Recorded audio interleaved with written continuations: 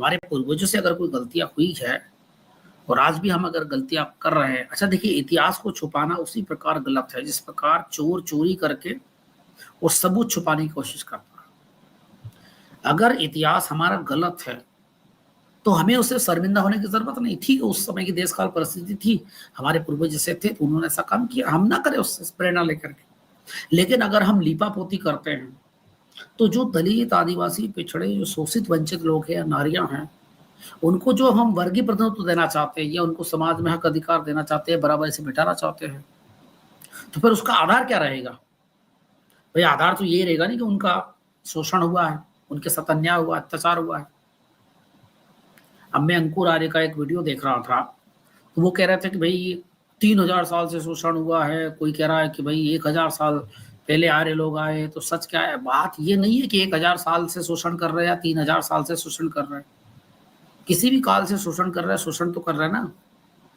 वो शोषणवादी व्यवस्था के खिलाफ महामानव ज्योतिबा फूले का संघर्ष था।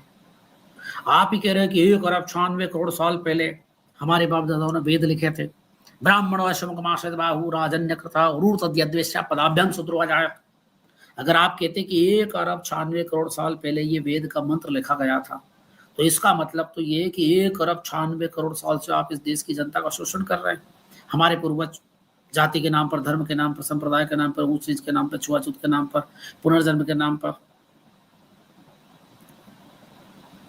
तो फिल्म तो सिर्फ ये कह रही है, महात्मा ज्योतिबा फूले के 3000 3500 साल का इतिहास बता रहा है। अगर 1 अरब 96 करोड़ साल से शोषण कर रहे हैं, उसका इतिहास देखा जाएगा तो कितना शोषण हुआ है। और इसीलिए भारत नंगे भूखे लाचार लोगों का देश बन गया। जहां देखो जहां अनपढ़ लोग मिलेंगे, जहां देखो जहां गंवारों की फौज खड़ी है। यहाँ दिल्ली यूनिवर्सिटी में एक प्रिंसिपल है, वो गोबर लीप रही है। इतने तो नालायक इस देश में, बताइए आप। जो पढ़े लिखे वो भी गंवार है। मेरे को एक कविता लिखनी पड़ी कि पढ़े लिखे लोग भी गंवार है, अब क्या करें। गणेश जी भी चूहे पर सवार है, अब क्या करें। वो दूध दही चढ़ा दिया शंकर जी के लिंग पर, बच्चे को पोषण का शिकार है, अब क्या करें। जिस देश में 1 अरब 96 करोड़ साल से इस देश की जनता को अनपढ़ रखा गया, निर्धन रखा गया, एक दूसरे से लड़ाया गया जाति वर्ण कुछ पिछले जन्म और कर्म के हिसाब से, तो महात्मा ज्योतिबा फूले की फिल्म तो केवल 3500 साल की बात कर रही है। तो चलिए सज्जनों, बहुत आनंद आएगा आपको। आप सभी से आग्रह अधिक से अधिक शेयर करें, लाइक करें, कमेंट करें, ताकि जगत का कल्याण हो। और सुपर चैट सुपर स्टिकर के माध्यम से, थैंक्स के माध्यम से हमारे इस प्रवचन का को सहयोग करें। इस प्रवचन का मकसद मेरा किसी जाति धर्म संप्रदाय का अपमान करना मकसद नहीं है। मूल मकसद यही सज्जनों कि हम अपने पूर्वजों के काले इतिहास को समझें और उस काले इतिहास से सबक लें। मुझे आज रोज जान से मारने की धमकी दी जाती है, हाथ पैर तोड़ने की धमकी दी जाती है कुछ लोगों के द्वारा कि आप हमारे पूर्वजों के काले कारनामे मत बताओ, स्टेटस पे मत डालो, ये मत डालो। मैंने ये मेरी स्वतंत्रता है, आपको नहीं सुनना तो ना सुने, मुझे क्या फर्क पड़ता है। भाई जो इतिहास है, जो शास्त्रों में किताबों में लिखा है, वो मुझे बताऊंगा और इस समाज को एहसास कराऊंगा कि ये जाति और वर्ण, जाति अंधविश्वासी सब रोगों का मूल, और मिट जाए तो खिल जाए मानवता के फूल। तो यही है। और चलो चलिए एक भजन सुना करके बात को आगे बढ़ाते हैं। महात्मा ज्योतिबा फूले की किताब मैंने पढ़ी। सबसे पहले देखिए, मेरे जीवन में बहुत बड़ा प्रभाव परिवर्तन आया। मैं कट्टर संघी और आर्य समाजी था और मैं चाहता था कि मुसलमानों को खत्म करूं, ईसाइयों को खत्म करूं।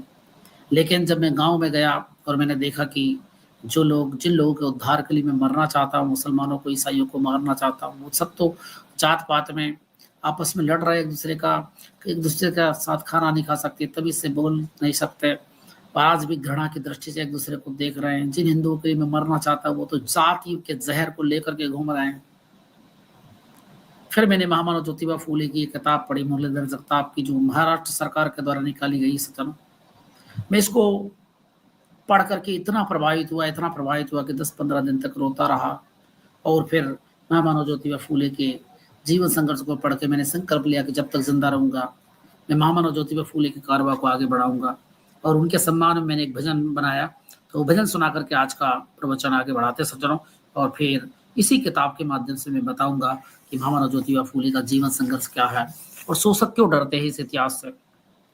तो लिखा सज्जनों कि कैसे भूल जाए बाबा फूले तेरा प्यार, कैसे भूल जाए बाबा फूले तेरा प्यार, शोषितों के उद्धारक हो नारी के उद्धार, शोषितों के उद्धारक हो नारी के उद्धार, नारी को नरक में से तूने ही निकाला था, नारी को नरक में से तूने ही निकाला था, शोषित पीड़ित मानवता को तूने ही तो पाला था, गोबर कीचड़ पत्थरों से खाई खूब मार, कैसे भूल जाए बाबा फूले तेरा प्यार, मनु का विधान तोड़ा शिक्षा दिलाई थी, मनु का विधान तोड़ा शिक्षा दिलाई थी, किसानों और मजदूरों को खेती सिखाई थी, अंग्रेजों से लिए तूने खूब अधिकार, कैसे भूल जाए बाबा फूले तेरा प्यार।